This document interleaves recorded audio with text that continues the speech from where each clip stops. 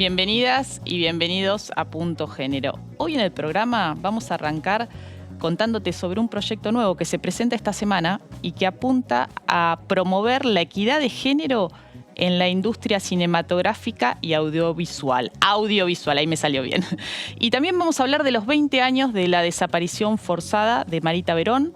Se cumplieron en estos días. ¿Qué cambió en la lucha contra la trata de personas y especialmente contra la trata de personas, contra la trata de mujeres para explotación sexual? Y tenemos Yapa también en el programa, pero arrancamos analizando el proyecto que se viene para debatir la equidad de género en la industria cinematográfica y audiovisual.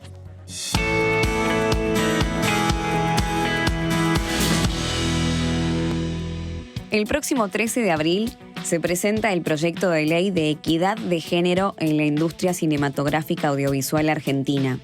Es una iniciativa conjunta entre la Comisión de Género de la Asociación de Directores de Cine PCI Argentina con el Departamento de Géneros y Diversidad Sexual de la Honorable Cámara de Diputados de la Nación, junto a la diputada nacional Gabriela Esteves.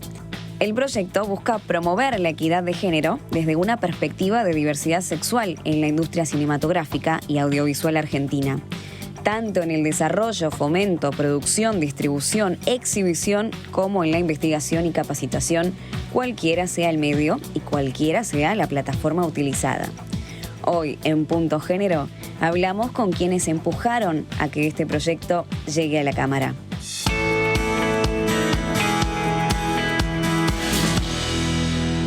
Bueno, y vamos a conocer de qué se trata este proyecto que se presenta este miércoles acá en la Cámara de Diputados. Estamos con Luján Loyoco, ella es directora de audiovisuales e integrante del proyecto Cine Independiente. ¿Cómo estás, Luján? Hola, ¿qué tal? ¿Bien? Bien. Bueno, y también estamos del otro lado, por Zoom, está Susana Nieri, que ella es directora y productora audiovisual también. ¿Cómo estás, Susana? ¿Estás por ahí? Buenos días.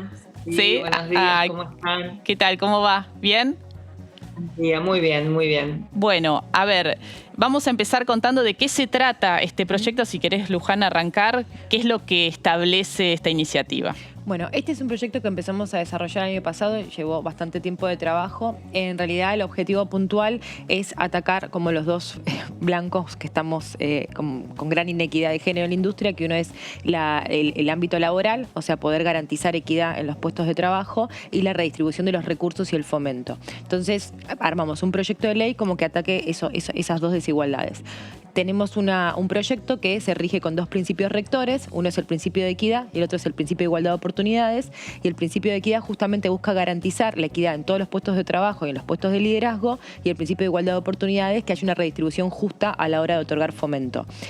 ¿Esto cómo lo gestamos o cómo lo organizamos? Hicimos como una suerte de división de todo lo que integra la industria audiovisual. Entonces, por un lado, hay un capítulo del proyecto que presenta estos dos principios rectores como de forma obligatoria para las instituciones públicas, por ejemplo el INCA, que es un instituto de fomento cinematográfico, digamos, nacional, pero cualquier otro organismo estatal o público a lo largo del país que exista que dé fondos para la industria, o de cine o audiovisual, da igual.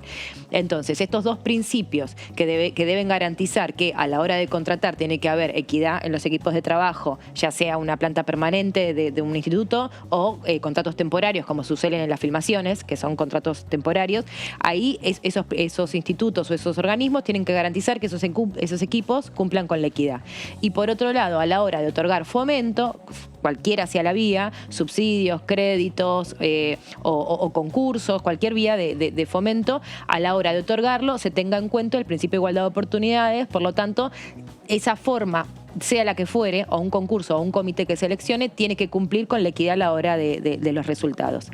Y por otro lado, ya se cierra, eso es lo público. Y en lo privado, como no se puede obligar a nadie a hacer nada, hicimos un régimen de promoción a distintos incentivos, ya sean fiscales o accesos al crédito con tasas beneficiosas, o un programa de promoción a cargo del Ministerio de Desarrollo Productivo, que las empresas que cumplan, o las productoras audiovisuales que cumplan con estos principios, podrían acceder a estos beneficios. ¿Cómo está definido, Susana, te pregunto a vos, el principio de equidad? Estamos hablando de cómo se va a cumplir, cuál es la indicación a los organismos públicos o al sector privado para cumplir con la equidad. Estamos hablando de equidad de género, de paridad, digo, ¿cómo se representa ese concepto? Bueno, nosotras justamente la palabra que utilizamos o el término conceptual que utilizamos es la equidad, porque entendemos que la paridad es un término que sigue indicando lo binario del sistema. Y todas y todos aquí sabemos que ya hoy no podemos hablar más de binarismo. Entonces entendemos que la palabra equidad se acerca más a la igualdad. Y a la igualdad es para todos, ¿no? No solo género masculino y femenino, sino también las personas de otras identidades sexogenéricas. Entonces, justamente este proyecto de ley intenta conquistar más derechos, no solo para las mujeres, sino también para las disidencias. Entonces, por eso hablamos de equidad y no de paridad, ¿sí? Y con respecto a los puestos de trabajo que recién estaba mencionando Luján, quiero dar un dato que creo que es importante, que sale del último informe del propio sindicato, del propio SICA, que en términos de puestos de trabajo, el 62% de los contratos que tiene registrado SICA fue para varones y el 38% para mujeres. Y hay dos áreas fundamentales dentro de los equipos técnicos que directamente es abrumadora la inequidad, que es los cargos de dirección de fotografía y dirección de sonido. En dirección de fotografía, las mujeres solamente alcanzan el 16% de los puestos de trabajo y en la dirección de sonido solo el 12%. Y por supuesto que de las disidencias no tenemos cifras, porque esto es también otra cosa que plantea el proyecto de ley, que podamos empezar a generar estadísticas que no solo salgan de los colectivos, que es de donde están saliendo, sino que también el observatorio propio del Instituto de Cine y de los futuros, tanto de las provincias como bien decía recién Luján, de cualquier otra área del Estado que fomente el audiovisual, pueda empezar a generar ese tipo de información, porque de la única manera que vamos a poder trabajar sobre la equidad es teniendo información, diagnóstico, como para también saber, no solamente atravesar esta ley, que es lo que planteamos en el proyecto, con una perspectiva transfeminista, sino también con una perspectiva federal, porque también ahí hay otra inequidad, ¿sí? Y esto lo ha mencionado muy claramente el Gabinete de Género, por ejemplo, del Ministerio de Desarrollo Productivo, ¿no? Estas tres inequidades fuertes que tienen que ver no solamente con el género, sino también con la clase social y con el territorio. Entonces creo que hay una deuda acá histórica que tiene tanto el Estado como el sector con las mujeres y las disidencias. ¿Sabés por qué preguntaba lo del concepto de equidad? Porque lo entendemos, sabemos cuando uno dice equidad que va más allá de la paridad, salimos del binarismo, pero lo preguntaba si está especificado, definido en el proyecto, porque después va a ir un funcionario o una funcionaria y le va a llegar el proyecto y va a decir, bueno, ¿y cómo cumplo con la equidad? ¿A qué se refiere? ¿Qué representación debo tener en mi planta de trabajo para estar cumpliendo con esta ley cuando se sancione, ¿no? Entonces preguntaba esto porque claro, cuando debatimos el año pasado, se debatió y se aprobó equidad de género en los medios, también quedó ahí. La definición no es muy clara en términos de cómo se va a cumplir. Sí dice un porcentaje de personas trans, pero no hay el resto cómo se distribuye. Uno dice, bueno, equidad tiene que ver con cuerpos, equidad tiene que ver con colores de piel, con equidad tiene que ver con otras situaciones que queremos que se reflejen en esa diversidad a la que apuntamos, pero ¿cómo se lo explicamos a un funcionario o una funcionaria? Mira, yo creo ¿no? que ahí hay varias cosas. Esto, obviamente, estamos hablando de equidad en cuestiones de género y está muy bien lo que dijo Susana con respecto a no anclar en algo binario que ya quedó antiguo, digamos, como fuera. No se responde al mundo que habitamos, digamos, básicamente es eso. Entonces, tenemos gente que se percibe varón, gente que se percibe mujer y gente que se percibe de otras maneras, y son las diversidades. Entonces, nosotros no hablamos de porcentajes, no hablamos de cupos. Si tendríamos que hablar de cupos, hablaríamos del famoso 33, 33, 33. En lo real, no tenemos censos de un montón de cosas. Entonces, yo creo que vos no podés ahora poner un porcentaje en un proyecto de ley. Me parece que a la hora de ejecutarlo, por ahora se ejecutaría de esa manera. Yo, por lo menos, lo considero así. 33, 33, 33 sería el mundo de todos, digamos. Pero nosotros no pusimos de la misma forma que paridad daba por sentado el 50 y 50, hablamos justamente la definición del principio de equidad, en donde hay espacio para en todas las diversidades. Entonces, yo siento que uno en algún punto es la voluntad de cambiar algo. O sea, vos podés ordenar o podés, en este caso, es una obligatoriedad para lo público y después hay formas que uno se tiene que sentar a pensar cómo ejecuta y cómo cumple la ley. Yo no creo que sea descubrir la pólvora. Me parece que tiene que ver con algo de ser justo y de poder cumplir con ciertas cuotas o cupos donde haya pluralidad de género. Sí, no, lo planteaba por el hecho de que a veces cuando no hay voluntad y no está claramente definido y no los porcentajes, y bueno, son como resquicios que se utilizan para después no cumplirlo. Lo decía en esos términos, ¿no? Leía algunas cifras de los relevamientos que sí hay en términos de quiénes producen, quiénes dirigen películas, y me llamó la atención que uno de los últimos habla de que apenas un 20% de las películas que se han hecho de industria nacional han sido dirigidas por mujeres, ¿no? Cuando sabemos que en la formación era lo que me llamaba la atención el dato, que se da en otros rubros también, ¿no? En otras profesiones, en las universidades, las egresadas de la carrera son alrededor del 60%, o sea, 6 de cada 10 son mujeres, pero después 2 de cada 10 son las que los que dirigen películas, ¿no? Las mujeres que llegan a la dirección. ¿Por qué crees, Susana, que se da ese cuello de botella, ¿no? Que lo vemos en otros espacios, en otras profesiones, pero puntualmente en el mundo audiovisual, ¿cuáles son los obstáculos, las barreras que hoy enfrentan las mujeres y disidencias para dirigir? Mira, son muchos, ¿no? Pero yo creo que hay uno que es fundamental, que tiene que ver con cómo piensa un productor al momento de armar su equipo técnico-artístico. Entonces, esa primera barrera que es simbólica, que es mental, que es cambiar la cultura y la mirada y todos esos prejuicios que existen desde siempre sobre que una mujer no puede filmar, que el cine de mujer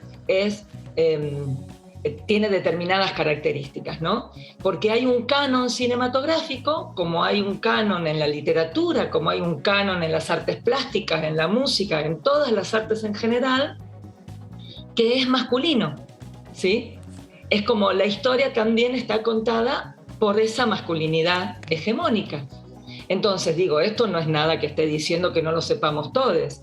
Entonces, me parece que por eso estamos nosotras pensando este proyecto de ley no solo para el ámbito público, sino también para el ámbito privado, porque lo que me parece que la primer barrera, ese famoso techo de cristal que hay que romper, lo tiene que romper la propia industria. La industria tiene que empezar a pensar que efectivamente las mujeres y las disidencias somos iguales, podemos filmar, podemos generar productos audiovisuales, obras audiovisuales de la misma calidad. Entonces, me parece que esa percepción es la primera barrera. Y después, por supuesto, todo lo que tiene que ver con las tareas de cuidado, digamos, la redistribución de las tareas de cuidado, lo que tiene que también, bueno, son todas estas barreras que ya conocemos que suceden en otros ámbitos, digamos.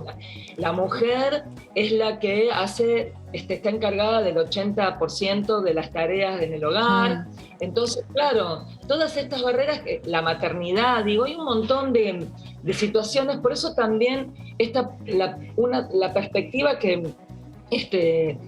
estamos pensando para este proyecto de ley, que quiero aclararte, Mariana, que es un texto iniciático, ¿no? Bien. Que la idea es que luego que se presente, los distintos colectivos de mujeres y diversidades van a poder participar en la continuidad de la escritura del texto propio. Para empezar a debatirlo. Exacto.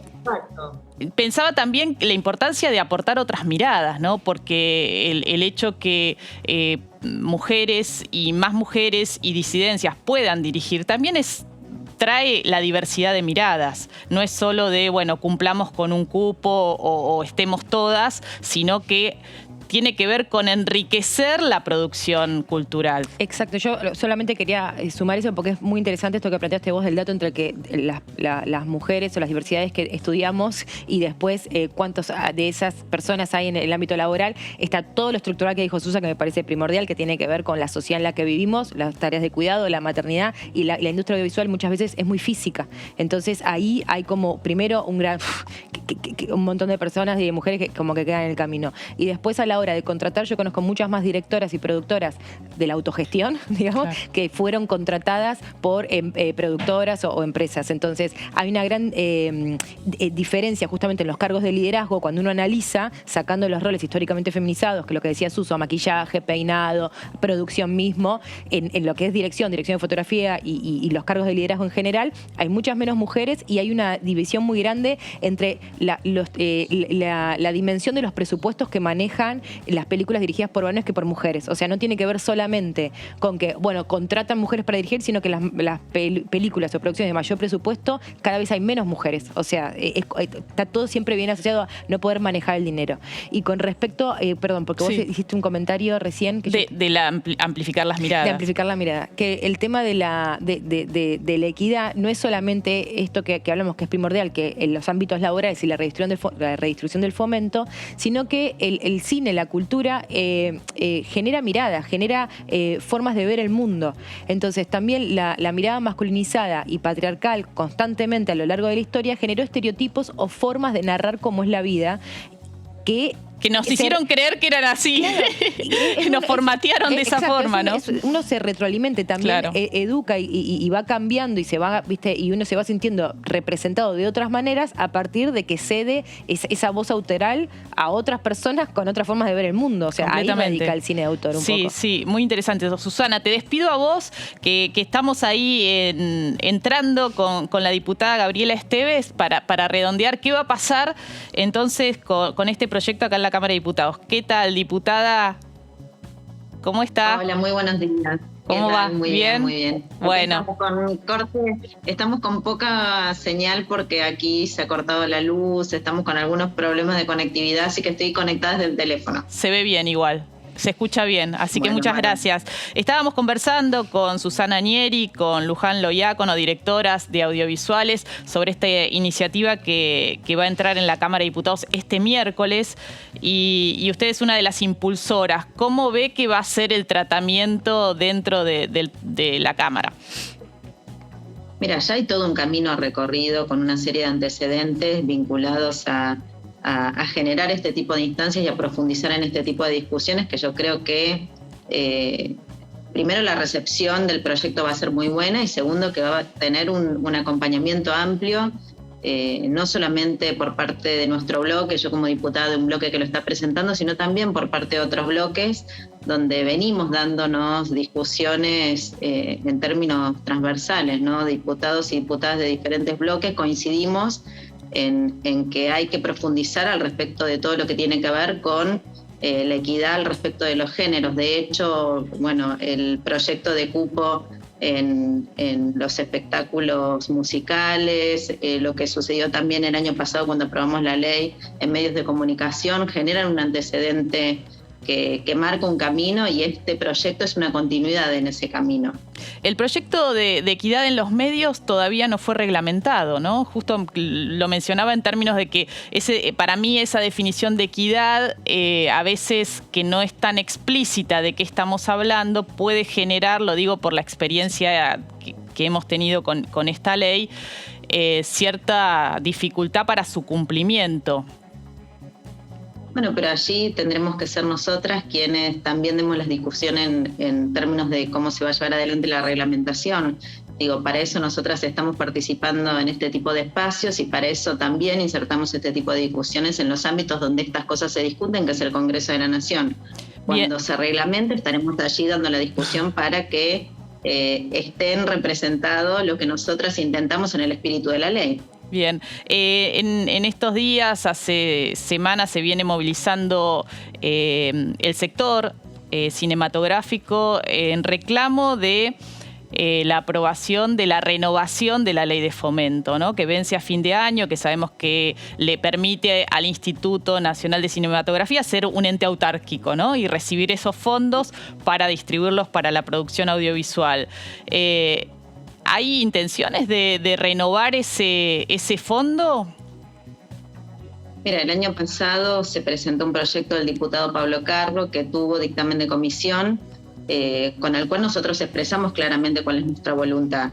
Los sectores de la oposición no estuvieron de acuerdo con esto, pero seguiremos impulsándolo. Queremos que vaya a recinto, tendremos que volver a dictaminar porque el dictamen se cayó a fin de año, pero nuestra voluntad está en que se prorrogue por 50 años, así que en ese sentido vamos a seguir trabajando. Creemos en eso, además. Si no está ese financiamiento, ¿cómo nos aseguramos seguir teniendo producción nacional? Bueno, ahí está un poco el compromiso. Justo esta semana se cumplen 100 años del natalicio de María Luisa Bember, ¿no? Que sé que tiene cierta coincidencia esta presentación, que ha sido una directora pionera en la Argentina, multipremiada también, y con una mirada que trajo, ¿no? Trajo esa mirada distinta en una época donde esa mirada no estaba. Así que esperemos que este proyecto avance, lo vamos a acompañar desde acá, desde Punto Género. Muchas gracias, Luján, por habernos acompañado. Muchas gracias, diputada. Y nosotras y nosotros... Gracias. Vamos a estar empujando para que así sea. Sí, nos vamos a un corte y ya volvemos con más Punto Género. No te vayas.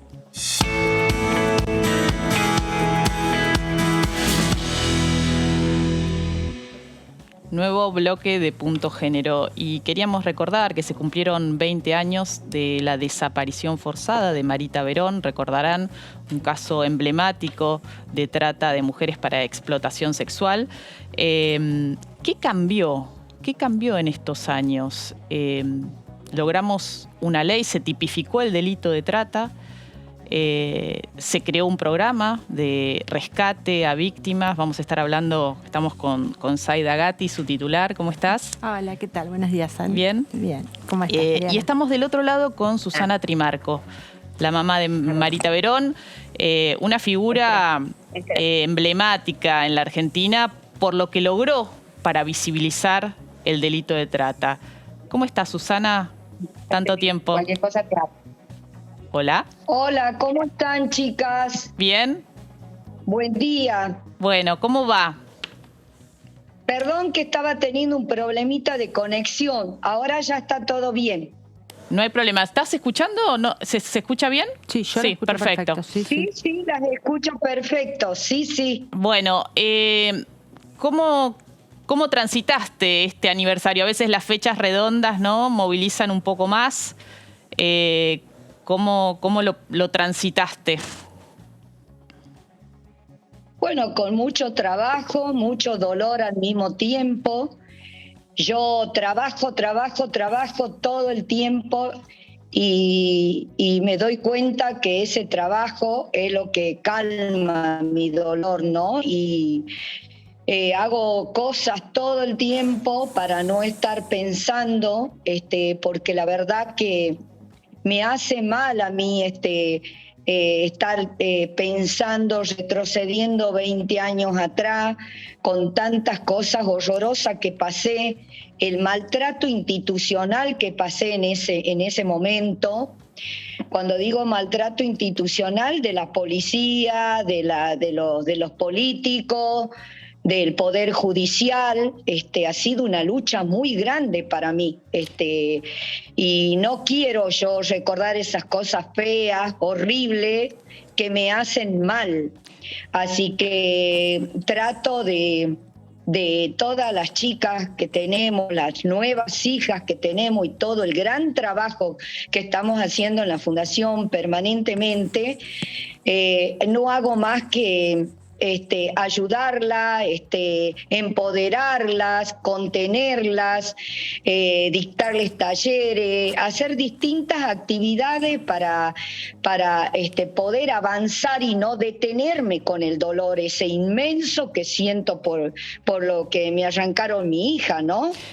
Susana, la Fundación tiene una sede en Buenos Aires y otra sede en ¿Tucumán o en Córdoba? No, teníamos una sede en Córdoba, sí. Teníamos una sede en Rosario, y cuando vinieron los atorrantes estos de Macri, me quitaron todo, me quisieron sacar todo, destruirme la fundación, y me quitaron todos los recursos, me maltrataron, acusándome que hice malversación de fondos, me armaron una causa.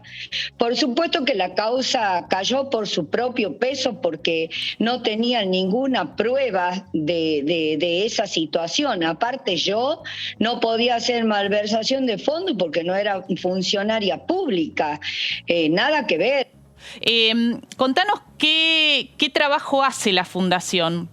Hacemos un trabajo inmenso, cuando digo inmenso, porque no es solamente trabajar del momento de la denuncia cuando se desaparece una persona, digo una persona porque no es solamente chicas, niños, adultos o lo que fuere, ¿viste?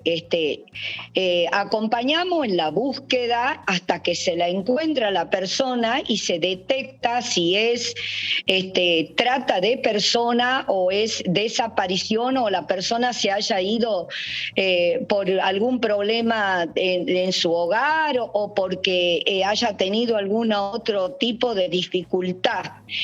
La acompañamos, los abogados,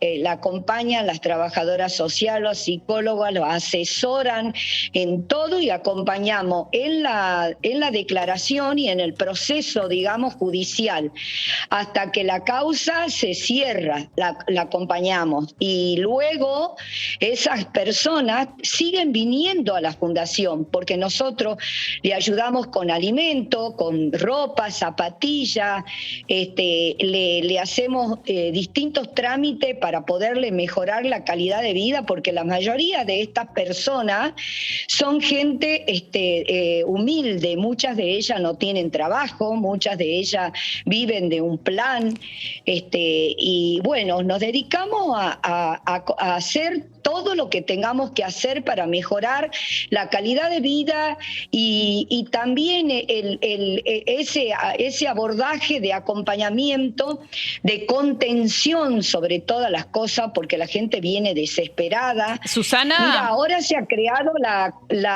se ha creado una dependencia de trata de personas dentro de la Fundación. Ajá. La hemos creado con Julio Fernández, que en ese momento era investigador de la causa de Marita y ahora es jefe de policía. Susana, gracias a Dios. Te quiero hacer, primero vamos a poner el 145, que es la línea gratuita a nivel nacional para quien necesita denunciar o asesorarse en relación al problema de la trata, la vamos a poner.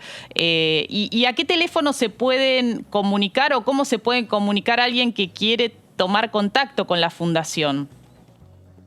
Tenemos el Instagram de la Fundación, el Facebook, y también la página de la Fundación. Están todos los teléfonos. Bien. A donde la gente llama permanentemente, recibo yo denuncias y también información sobre la causa de mi hija y otras causas que la Fundación se constituye querellante en estas causas y que es un sinfín de llamadas. Mirá, yo ayer fui por una víctima. Te hago una pregunta, ¿te siguen llamando por pistas por la desaparición de Marita? Sí, últimamente, desgraciadamente, cuando se armó esta guerra allá en Ucrania, que todos saben, he recibido llamadas de pedidos de auxilio de gente que yo ni la conozco. Me mandaron un montón de información de que hay muchas chicas, más de 400 mujeres que son víctimas de trata de personas, que están en riesgo porque han sido traficadas de distintas partes del mundo, en Europa, y que si yo podía hacer algo, me pedían por favor, yo toda esa información, porque le mandé a Cristina Camaño, que es del Servicio de Inteligencia de la Nación. También le pasé al doctor Mena, que estuvo en la mesa de trata ese día, toda la organización que hicimos acá en la Fundación, las actividades. Y también le avisé al doctor Marcelo Colombo, porque estas personas no paran de llamarme pidiéndome que por favor haga algo para poderlas, a esas mujeres, sacarlas de ahí, porque están en riesgo, en peligro, y era la oportunidad de poderlas rescatar de ese lugar. Susana, te agradecemos mucho esta comunicación. ¿No? También información sobre mi hija también te dan. Sí. Te agradecemos esta comunicación y sobre todo ese trabajo que venís haciendo desde hace tantos años, justamente para combatir y acompañar a víctimas, ¿no? Víctimas de este delito. Te quiero contar que también hemos reinaugurado nuestra casa hogar, que quedó una hermosura, a donde se alojan a las víctimas de trata, con comodidades increíbles para las chicas. Así que ahí el doctor Mena visitó también la casa, todas las autoridades del Poder Judicial y del Poder político. ¿Dónde le hicieron esta casa? En Tucumán. Es a la vuelta de la Fundación, digamos, a la misma altura, nada más que nosotros estamos sobre calle 25 de Mayo al 1095 y la casa está en La Prida al 1095, o sea, bien, que da a la vuelta. Con el fondo de la Fundación, sí. Es para 26 personas, tenemos 26 camas. Todo se ha refaccionado nuevo, baños, duchas, lavadero, comedor, con Susana, televisor, con juego de living, todo. Te agradezco mucho. Hermosa quedó. Te agradezco mucho. Se está empezando a escuchar mal y se va la imagen. Así que te mandamos un abrazo desde acá y muchas gracias por esta comunicación. Gracias a vos. Un abrazo grande. Gracias. Ahí está la línea 145, que es una línea a nivel nacional para recordar, para llamar, para denunciar situaciones de trata. Y estábamos con Zaida Gatti, que es coordinadora del Programa Nacional de Rescate y Acompañamiento a Víctimas de Trata. Zaida, ¿cómo estás? Bueno. Gracias por acompañarnos. Te saludo de vuelta. Gracias. ¿Qué cambió desde en estos, uno dice 20 años es un montón, pero se tipificó el delito, se logró tipificar el delito en el 2008. Hubo reforma después de la ley de trata. Se fue creando institucionalidad. Sí.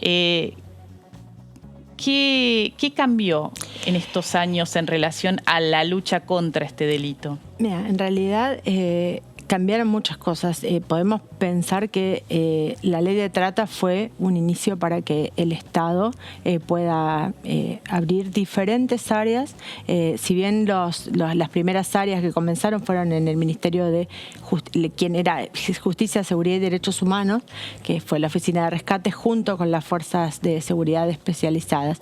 Pero al día de hoy tenemos unidades de trata en prácticamente todos los organismos nacionales con sus diferentes competencias. agencias, el Ministerio de Trabajo, el Ministerio de Desarrollo Social, el Ministerio de Mujeres, Géneros y Diversidad, que es nuevo en esta gestión, pero tiene un área de trata, y trabajamos de manera conjunta, ¿no? El Ministerio de Seguridad además tiene un área de trata específica que no es de investigación. ¿Qué ¿no? cifras manejamos de rescate de víctimas? Y estamos ahora en los 14.900 víctimas. ¿En un año? No, ese es el acumulado. ¿Y el año pasado, por ejemplo? Durante todo el año pasado, 1.130 víctimas aproximadamente. Fueron rescatadas en distintos operativos. En distintos operativos durante todo el año 2021. ¿Y cuántas de esas son víctimas de explotación sexual?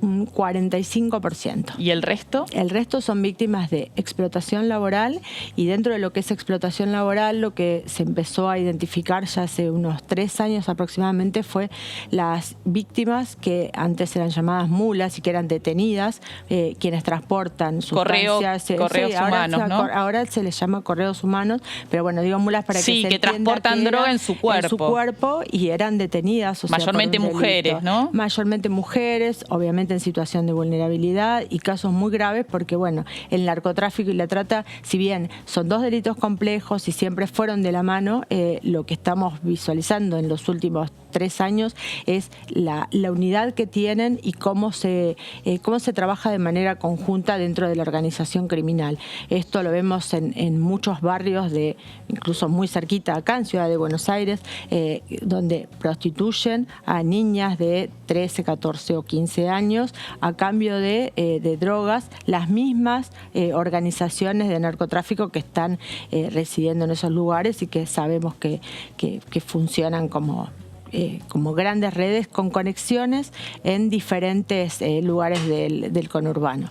O sea que la captación cambió, la forma de captarlas. La forma de captarlas cambia según la modalidad. En el caso de drogas, como es mulas o estos casos de prostitución a cambio de droga, la situación de vulnerabilidad sigue siendo la causa, y la captación es el nivel de adicción al que llegan estas jovencitas que están en esta situación. ¿Y cómo se está trabajando en prevención? En la prevención estamos trabajando con campañas a nivel nacional, que esto, la verdad es que el casi año y medio de pandemia nos ha impedido estar en contacto directo con la ciudadanía, porque esto es un trabajo que se venía haciendo con migraciones, con el Ministerio de Seguridad, con el Ministerio de Desarrollo Social, en la gestión anterior y todas las anteriores, cuando trabajábamos directamente con la ciudadanía, desde publicar avisos de la línea 145 y cuáles son los posibles modos de captación, ¿no? O sea, cuando te ofertan un trabajo, qué es lo que te pueden estar ofreciendo, tener en cuenta determinadas situaciones para alertar. Y también hemos trabajado mucho y seguimos trabajando con las empresas de transporte. Esto es fundamental, porque las empresas de transporte terrestre han sido fundamentales, no solo por llevar el logo y algunos directamente de micros ploteados, micros que van de punta a punta del país para que la gente denuncie, sino porque los mismos choferes han aprendido en capacitaciones que dimos a detectar alguna situación. El trabajo que se hizo en aeropuertos, nosotros ya en el año 2011 hasta el 2015 dimos capacitaciones permanentes a todo el personal de Aerolíneas Argentinas, y así se detectaron casos de las mismas azafatas han detectado casos de chicas que estaban siendo trasladadas especialmente al sur de la República Argentina. Y es un delito que crece, digo, en este contexto de crisis que estamos viviendo, ya sea la explotación laboral, ¿no? El trabajo sobre todo rural, donde hay muchas situaciones de trata también, que a veces no se lo ve como si fuese trata. Uno piensa trata solo la explotación sexual, el caso de mujeres en situación de explotación sexual, pero ahí también. ¿Ha crecido en este último tiempo? Sí, ha crecido, en realidad viene creciendo. O sea, nunca nunca dejó de incrementarse, especialmente con lo que vos mencionás, el nivel de naturalización. Hoy lo único favorable que yo puedo decir en relación a este delito, porque si bien sigue creciendo, es que hay más investigaciones porque hay más de desnaturalización, ¿no? O sea, ya no hablamos de trabajadores golondrina en los campos, porque las situaciones que hemos visto y que han llegado a juicio son mucho más lentos. O sea, tenemos muchas más condenas por explotación sexual que por laboral, pero se llega hasta el último punto, ¿no? O sea, ha pasado de que como la gran diferencia es que al haber un Ministerio de Trabajo que puede intervenir para que se regule, y cuando funcionaba el RENATEA, que era un registro de trabajadores rurales, que era realmente un organismo que funcionaba. Se desmanteló en el macrismo ese. A los 3 días de ganar las elecciones, el macrismo se derogó un artículo específico de la ley que modificaba la ley del peón rural, y justamente era la que creaba el RENATEA, porque esto dejaba al descubierto. Está bueno recordarlo, ¿no? Está bueno recordarlo. Sí, porque no había asumido todavía el presidente Macri como presidente, y lo recuerdo clarito, las elecciones se ganaron un domingo, el día martes nos despertamos con que ese artículo de la ley, de la reforma de la ley del Estatuto del Peón Rural, había sido derogado, y bueno, con eso desmantelado el RENATEA, que fue un registro que funcionó exactamente desde el año 2011 hasta el 2015, y eso visualizó muchísimo las situaciones de explotación rural. Y esto lo que conlleva, por supuesto, es que por algo se derogó, ¿no? O sea, quienes eran dueños de esos campos eran personas con nombres y apellidos muy, muy conocidos, algunos ultra millonarios, que los vemos a veces en la tele hoy discutiendo algunas alguno cuestiones. Que había sido diputado también. Alguno que ha sido diputado, alguno que ha sido ministro de Agricultura. Esto es lo complejo, ¿no?, de trabajar en ese ámbito, porque allí se visualizan muchos nombres y apellidos.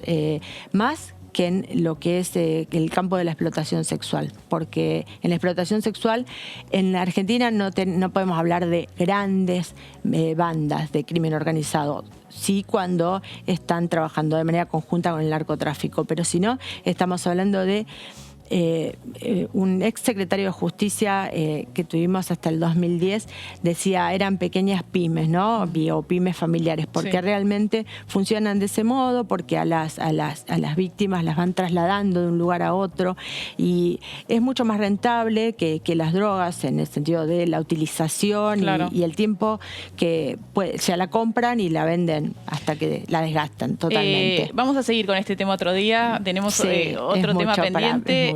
Muchísimas gracias, Zaida, por traernos esta información. Te vamos a volver a invitar para seguir con qué está pasando con el delito de trata, del cual se habla poco. Se sigue hablando poco. Yo te agradezco la invitación, y bueno, recuerdo que el 145, que es nacional, gratuito y anónimo, y me parece que eso es para resaltar, porque el temor muchas veces es qué es lo que puede pasar. Al día de hoy tenemos casi 19.900 denuncias desde el año 2012, y me parece que eso es compromiso de la ciudadanía y de quienes nos acompañan en la tarea de comunicar para el bien. Así que muchas gracias, Mariana. Bueno, nosotras y nosotros seguimos de esta manera en Punto Género.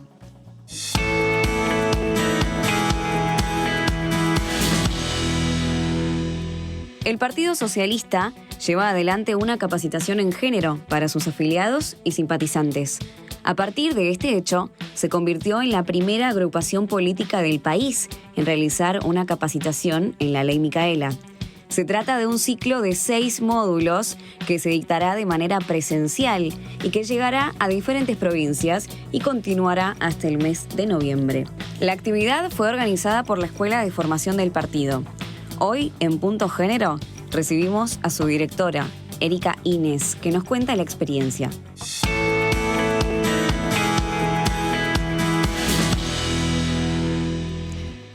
Hola, Erika, ¿cómo estás? ¿Del otro lado? Hola, Mariana.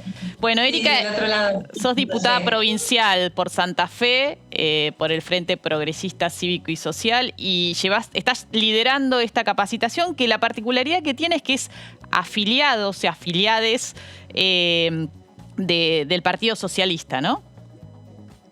Sí, efectivamente es una actividad de formación interna para nuestro partido, es una actividad partidaria y tiene por objetivo llegar a cada persona que milita en nuestro partido, sea afiliado, afiliada, simpatizante, afiliada, como decías, y tiene una ambición nacional, llegar a cada territorio y que cada persona que integre nuestra organización política esté capacitada para prevenir justamente violencia de género y también para tener conocimientos acerca de esta perspectiva para otras herramientas, para sus propios proyectos militantes.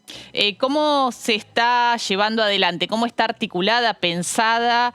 ¿Y cómo convocan a quienes participan, ¿no? ¿Cómo se sientan ahí? Bueno, la verdad es que se tomó la decisión política de realizar esta actividad a través del diálogo con nuestra presidenta, la presidenta de nuestro partido, Mónica Fein, que es diputada nacional también, tuvo la visión de integrar esta perspectiva de género a todas las actividades de la Escuela de Formación Política de una manera transversal. Y también lo estamos trabajando con las mujeres socialistas, que son un colectivo muy activo, que realmente ha crecido mucho en todo el país, a través de determinados frentes, de determinadas expresiones, mesas de género, secretarías de género de las distintas federaciones que son las provincias, movimientos tal vez más programáticos, no necesariamente partidarios, como las Alicias o la corriente Alicia Moró. Todos estos grupos que son realmente muy activos y muy militantes han trabajado junto con la Escuela de Formación Política para diseñar este módulo. Nosotros vamos a girar por 6 provincias. Nosotros ya hicimos la presentación en Cava, que fue un lanzamiento que se están viendo algunas imágenes con Mónica Fein y Diana Mafía. Y ahora vamos a realizar los módulos, un módulo por provincia, pero con la característica de que también lo vamos a transmitir en tiempo real para las demás provincias y que esas actividades van a quedar en el YouTube de la Escuela del Partido, para que todos lo puedan mirar en sus momentos de tiempo disponible. Y después vamos a hacer una instancia también de acreditación, de evaluación y de cierre. Bien, históricamente hemos dicho siempre que los partidos políticos han sido estructuras muy machistas, ¿no? Y que a las mujeres que vienen trabajando en política les ha costado, ¿no? A veces hacerse escuchar. Y figuran estas como micromachismos, le decimos, son esas microdiscriminaciones, a veces muy naturalizadas. ¿Cuáles todavía pensás que persisten dentro del Partido Socialista como en otras estructuras partidarias y que de alguna forma este tipo de capacitación apunta, ¿no?, a desarmarlas? Bueno, como decías, justamente tuvimos un taller este sábado con las compañeras capacitadoras y hablábamos un poco de la violencia política y en qué consiste y cuáles son los pasos para poder, desarticularla y empezar a construir política y poder de otra manera. Y se mencionaban algunos clásicos, el tema de que las mujeres empezamos a estar en más paridad porque hay una ley en las listas de diputados, diputadas, pero por ejemplo nos cuesta encabezar o cuesta que las mujeres encabecen las listas para cargos ejecutivos de gran poder, de gran valía, y además, toda una serie de praxis políticas, porque a veces estamos de acuerdo con determinado avance del discurso, pero después se siguen poniendo las reuniones a las 8 de la noche, claro, terminan a las 10 de la noche, las compañeras que siempre por una distribución social del trabajo, del cuidado, están a cargo de los cuidados de niños, niñas, personas mayores, personas que necesitan asistencia en sus hogares, y eso se sigue reproduciendo. Y entonces esas reuniones de rosca, que son las reuniones donde se definen muchas veces de manera, que son instancias informales, pero claro, sin embargo son muy relevantes, ahí sigue siendo difícil que las mujeres estemos, que la voz de las mujeres se escuche, que no sea minimizada, que no sea, digamos, que haya un compañero que diga, pero eso no es tan así, o que muchas veces la voz de las mujeres se ha puesta en segundo plano. Eso hay estrategias para resolverlo, pero para resolverlo realmente necesitamos no solo de la capacitación, sino de la decisión y de la voluntad política. Y en ese camino, estamos muy muy afirmadas con la presidencia de Mónica Fein, que realmente es la única mujer presidenta de un partido centenario, de uno de los partidos más antiguos de nuestro país, y queremos realmente que eso se note a lo largo de este año de mucho trabajo. Muchísimas gracias, Erika, y bueno, felicitaciones por esta iniciativa y ojalá que se replique en otras instancias partidarias. Muchas gracias, Mariana, un saludo muy grande para ustedes allí. Bueno, y así con este cierre de esta iniciativa del Partido Socialista que está capacitando a sus afiliadas, a sus afiliados en Ley Micaela, nos despedimos hasta la semana que viene. Felices Pascuas, ¿no? Vienen las Pascuas, semana más corta, Semana Santa. Nos volvemos a encontrar el próximo lunes. Pásenlo bien. Chau.